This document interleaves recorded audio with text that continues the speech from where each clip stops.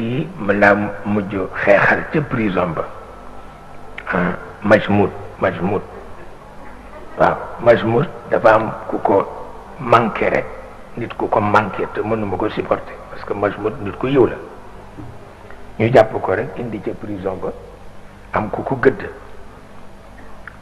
rek ma génn xeex ak ko ma génn jóg ko saaga ndey mu fayu ma xeex ak moom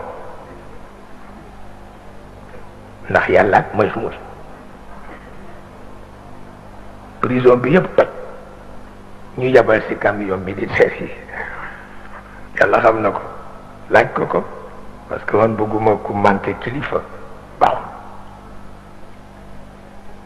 mais régisseur ba fa nekkoon di tubaab ku bari masla la moom mujj moom calmer affaire ba ca ëllëg sa mu gàddu kama doon xeexal indi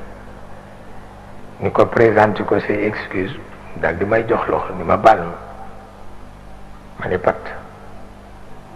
mu ni ma man salaatu fatiha day wér ma ni ko mi yow sax salaatu fatiha bi du bu Babacar Si waaye ñu mujj juboo